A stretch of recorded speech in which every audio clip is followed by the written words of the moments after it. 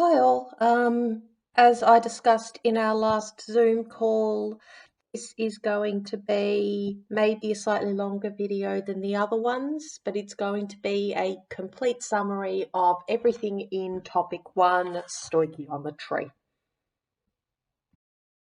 So I'm going to I'm going to run this video by breaking it down into the different units. So unit 1.1 is Introduction to Particulate Nature of Matter and Chemical Change. So we've got here our study guide, fixed ratios, which is a Dalton thing, what mixtures are, deducing chemical equations, using state symbols, explanation of observable changes in physical property and temperature. Of course, temperature links to the thermochem topic. Balancing equations, naming changes of state. You don't need latent heat, and all of the names and symbols of the elements are in the data book. Although most of the ones that we will be using you should probably be familiar with. So carbon, hydrogen, oxygen, I wouldn't expect you to have to go to a periodic table for those. Okay, so what this point means. Let's look at a super simple combination. So if I take sodium solid and chlorine gas, it reacts to form 2NaCl solid. So sodium chloride, the ionic substance, is a whitish crystal. Doesn't conduct electricity.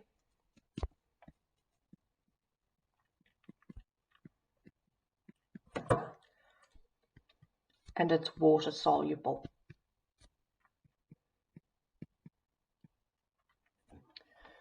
Chlorine gas is a greenish yellow gas.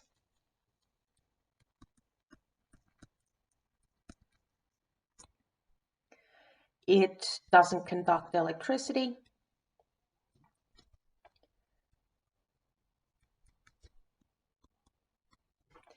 And it's only minimally water soluble.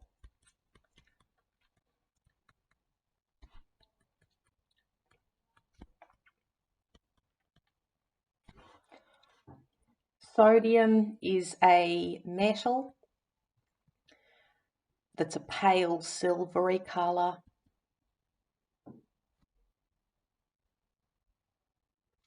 It conducts electricity.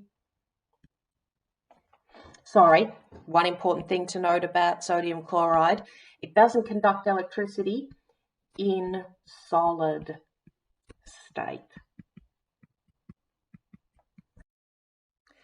While sodium does conduct in solid state. Oh, wrong green.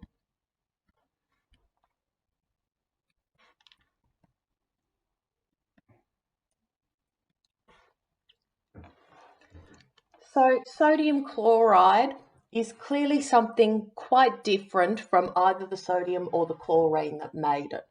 Sodium chloride is, by definition, the combination of sodium and chlorine atoms in a fixed ratio.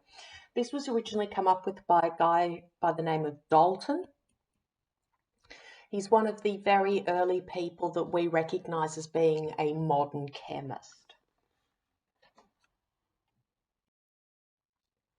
Okay, so a mixture is different.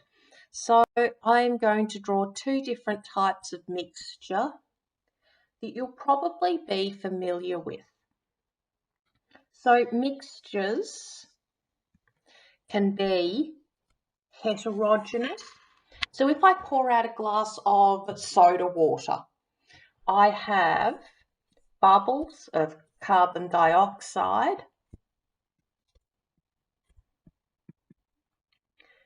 in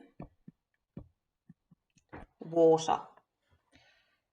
heterogeneous. So hetero means different, and what that's referring to are the fact that those two things are separate. The other option could be, what if instead of pouring out a glass of water, I pour out a glass of, what's green? Peppermint tea. So mixed in here, I'll have some glucose. I'll have some chlorophyll. That's why the tea's green. I'll have some like essential oils and like smelly things. Sorry, my brain isn't quite working. But I'll also have quite a lot of water. Now, when we say that this is a homogeneous mixture, what we're saying that is that all of these things are in the same state. So if what we mean by retaining the same individual properties, if I take my glass of soda water and I heat it up a little bit, not hot enough for the water to evaporate, but warm enough for my CO2 to evaporate, I will end up with samples of pure H2O and, let's call it a balloon, of CO2 gas. Because there isn't a chemical bonding between my CO2 and my H2O, I can separate that out quite easily into the individual components. Okay, so this is so far so good.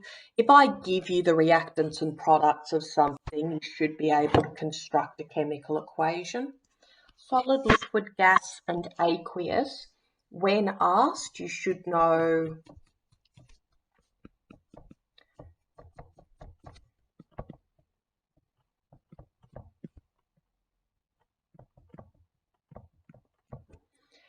and the balancing of equations that we do, this will come up when we look at equilibrium.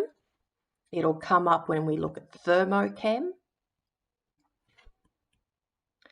It'll come up when we look at acids and bases, and it'll come up when we look at redox. I'm happy to work through some examples with you when we do our phone call with questions, but I'm hoping that you should all be pretty comfortable with balancing equations at this point. So hopefully this is going to be quite a familiar set of diagrams that I'm drawing here. We have solids, liquids, gases, and aqueuses. So I'm just going to draw my particles as little circles. When I supply some heat, 1, 2, 3, 4, 5, 6, 7, 8, 9. 1, 2, 3, 4, 5, 6, 7, 8, 9. So we call this process of moving from a solid to a liquid melting. This one freezing. This one liquid to gas evaporating. Gas back to liquid is condensing. So melting, freezing, evaporation, condensation. Then we have sublimation.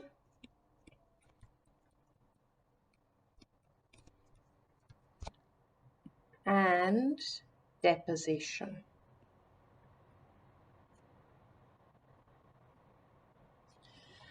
So what basically is happening as I move from left to right across this entire page, I am increasing the kinetic energy of my particles. So by increasing the kinetic energy of my particles, I'm seeing these changes of state And by increasing that Ke of particles, I'm going to see an increase in temperature. Okay, let's continue on. So this is where we get into the stoichiometry that you all know and love. This is mole concept-y type stuff, so let's go. Here is our study guide, but as I did for the previous topic, I've grabbed the different points of these and I put them up the tops of our slides. Okay. So, the way I talk about the mole is, so a mole is a kind of similar concept to being a dozen. So a dozen is 12 eggs. A mole is 6.02 times 10 to the 23 molecules, particles, atomic stuff. So just like if I have a dozen chicken eggs, it's going to weigh a different amount to if I have a dozen quail eggs or a dozen ostrich eggs. Just like those dozens relate to a number of eggs, a mole relates to a number of particles. So 1 mole of hydrogen is going to weigh a different amount to 1 mole of oxygen. It's going to weigh different to 1 mole of glucose. So it is a fixed number of particles, that's 6.02 times 10 to the 23, and it refers to the amount of substance. So the masses of atoms are relative to carbon-12. So the atomic relative mass, that's what the little r stands for, of carbon-12 is 12 units exactly. Anything with that R doesn't have a unit because it's relative, it's a ratio. However, most of the time, we are going to be talking about molar mass. Now, molar mass is just big M with no R. So the big M of carbon is going to be 12 grams per mole. Now, the reason I always insist on you writing down the units for everything, every time you write down a unit, you are telling me the calculation that you need to do to get there. So, if you know that molar mass is calculated by taking your mass and dividing by your moles, that is the calculation that you need to do to work out that number. Every time you write that unit, you're telling me the calculation you did to get there, which is why I'm so insistent on writing down units, because it's getting you to practice that formula every time you write it. So let's actually start with point 2, because that carries on directly from the last thing I wrote down. So moles is equal to mass divided by molar mass, and mass is equal to moles times molar mass. You need to be able to convert between those and then continue on to go number of particles is moles times Avogadro's number. Now, Avogadro's number is given in the data book, but I'm expecting that most of you know that it's 6.02 times 10 to the 23. When it comes to calculating the molar masses of things, remember you're just adding from periodic table.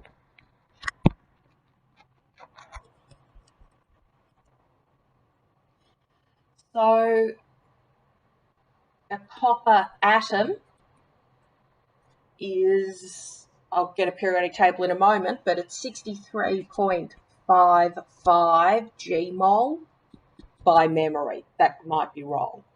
If I'm going to work out the molar mass of the carbonate ion, it's going to be carbon plus 3 oxygens, which is 12.01 plus 3 times 16 equals some number I can't be bothered working out because I don't have a calculator on me. So that's basically what it is. You're adding from the periodic table, making sure you remember to multiply any atoms that need to be multiplied in that formula. Okay, so the empirical formula, remember empirical, because I've talked about this in TOK, means from experiment. So, for example, if I have a molecule with the formula C6H12O6, and that should be a molecule familiar to all of you, when I work that out from experiment, I don't see 6-12-6.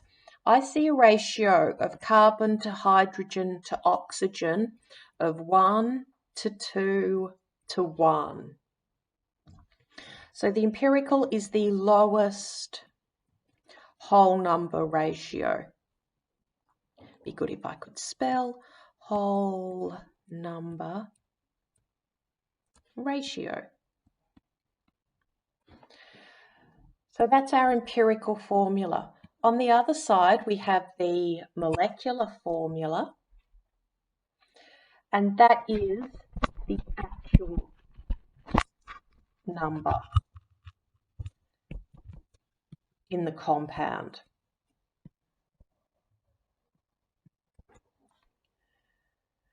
So I will grab a question for us to go through how to calculate empirical and molecular formula, but it should be something you're pretty familiar with. Let's talk about the method for conversion from percentage composition to empirical formula. So a question might say carbon, hydrogen, and oxygen are present in a compound in a certain percentage. We can take that as the mass line of this table.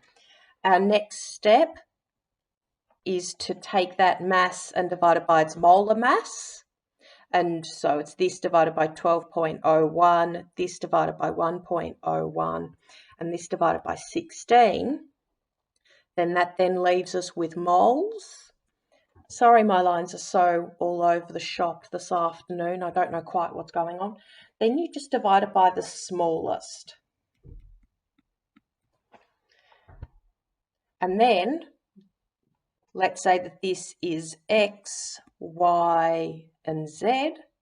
You then end up with, and this is the part where a lot of people forget, the empirical formula would be equal to CX, HY, OZ, OZ. And then we get into how we then work out molecular formula.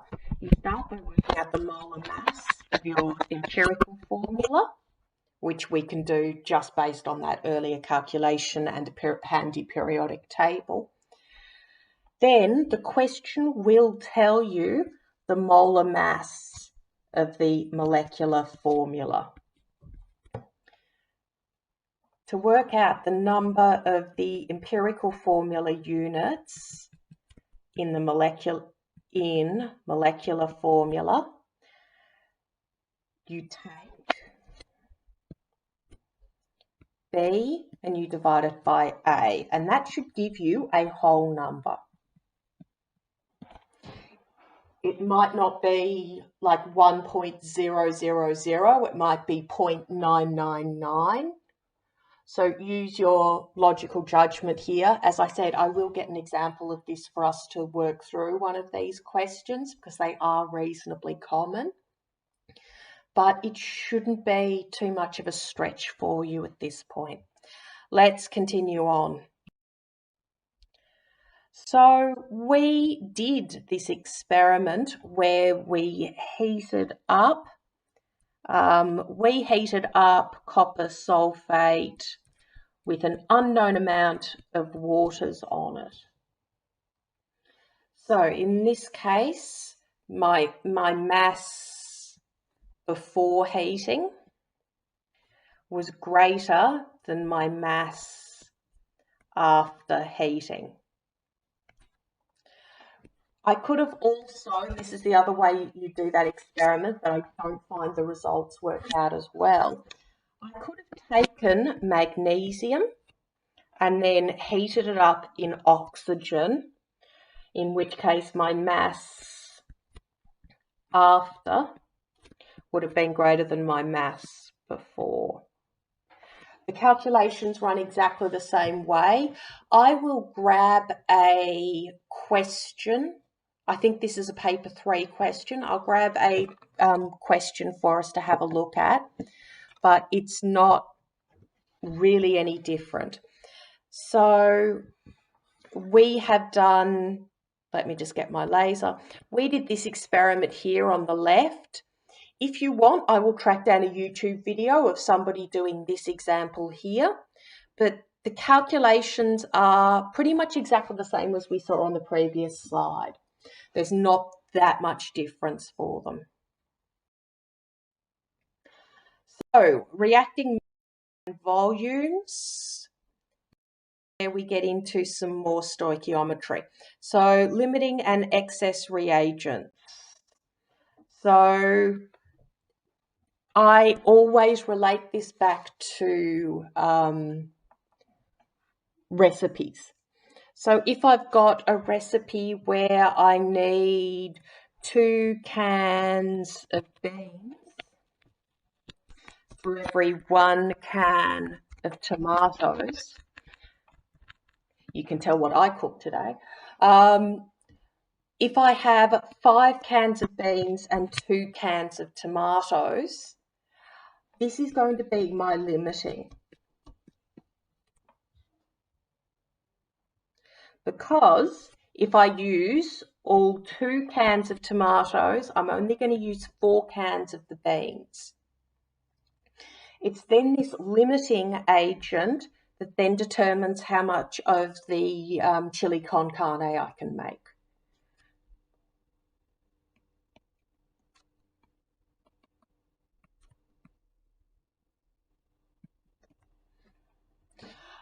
So the important thing to remember when we're looking at limiting and excess reagents, we have to talk about them in terms of moles, and we have to talk about it from the basis of a balanced chemical equation.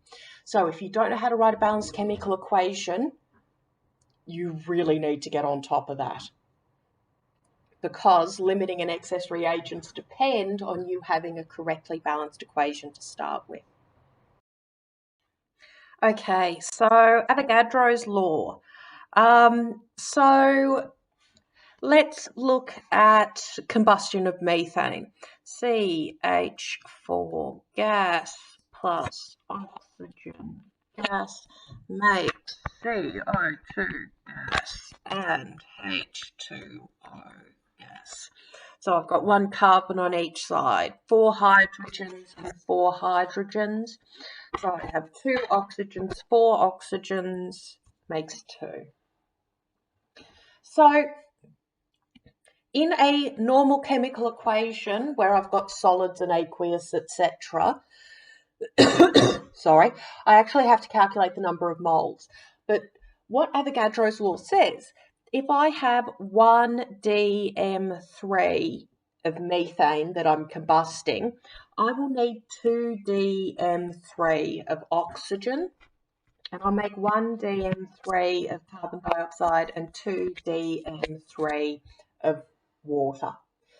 So the mole ratio can be used, yes, but for gases, an easier way is just to look at volumes. So that's 0.1. point 2, if I have, I was going to say identically sized balloons. I know those balloons are all slightly different sizes, but if I've got 3 identically sized balloons, the number of moles in each of those is going to be the same. Assuming they're all at the same temperature and pressure, if I have equal volumes of a gas, I will have equal moles of a gas. So the molar volume of an ideal gas, and I talk on the next slide about how we define ideal gases, at a specified temperature and pressure, those volumes are constant. Okay. So, solution of problems in using Avogadro's law, so far so good. Solution of problems and analysis of graphs involving the relationship. So, you should be able to construct graphs that put volume versus pressure, that put number of moles versus volume, that put temperature versus volume. And you should know whether those things are linear or whatever. So pressure and volume are inverse. As my volume increases, my pressure decreases because pressure is proportional to 1 on volume. As moles increase, volume increases because moles is directly proportional to volume. And the same thing goes with temperature and volume. Solution of problems relating to the ideal gas equation. Now, I had a quick hunt around my impromptu work desk, and I don't seem to have acquired a data book, but you should know PV is nRT. You're given the value for R, but it's 8.31. Temperature has to be in Kelvin, which is the same as degrees C plus 273. Moles, pressure in kPa, and then volume in dm3. So you should be able to just substitute in numbers to get PV equals nRT. Okay. So what an ideal gas is. So an ideal gas has no attraction between particles of gas.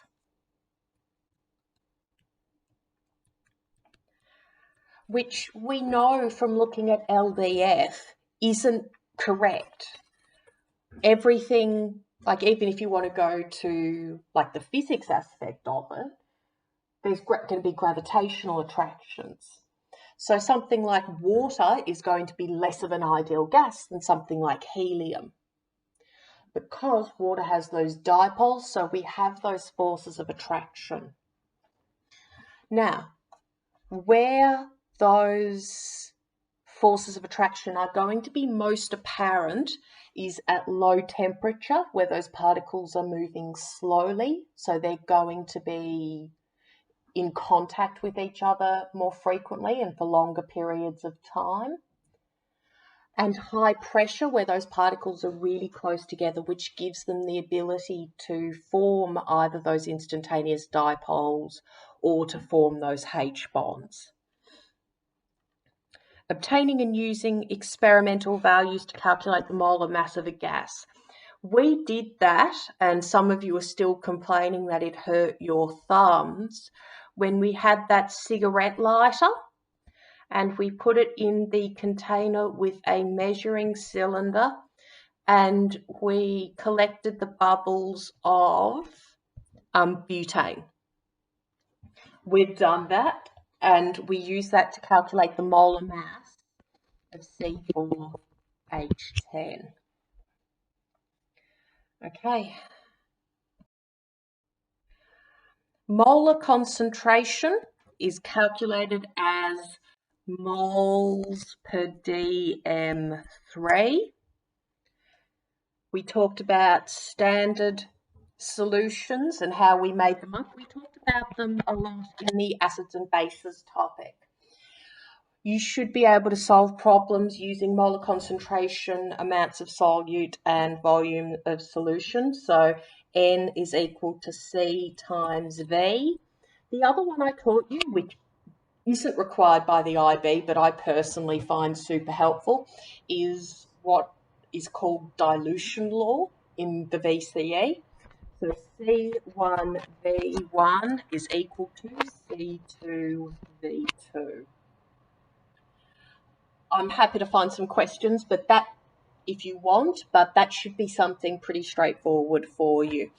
We've also talked about, we also did this titration. You made up a solution and then determined the concentration of the HCl accurately in order to determine the concentration of a sodium hydroxide solution. If you want, I can find a question on that, but it should be pretty straightforward. So we've done this one. We did Na2CO3 plus HCl forms. And we knew that very accurately because that was our standard. We used that to find our concentration of HCl. We then reacted HCl and NaOH. So we knew that, and we used that to work out our sodium hydroxide. Now, there's one other unit of concentration that you need to know, and that's parts per million. Parts per million is super useful for talking about environmental contaminants and pollution. So if we talk about lead concentrations in a body of water, we talk about it in terms of ppm. We also use ppm when we talk about levels of carbon dioxide in the atmosphere. So ppm is parts per million. So the way I prefer to think about it is milligrams per litre. So if a water sample has 2 parts per million lead, it's saying that it's got 2 milligrams of lead per litre. And remember, the thing that is fantastic and that we love about the metric system, litres is the same as saying dm3 at 25 degrees C. So that is saying that it's a concentration of 2 milligrams of lead per dm3, and you can convert that into a molar concentration if you want or if you're asked to. Okay, that brings us to the end of this video as a quick summary to stoichiometry. What I would like you to do, can you please put your questions together and let me know via the page in the OneNote, and I will schedule a call for us Thursday afternoon next week for us to go through any of those questions, and I will get some question bank questions to have a look at some of these concepts. Have a fantastic rest of your day, and I'll see you next time. Bye.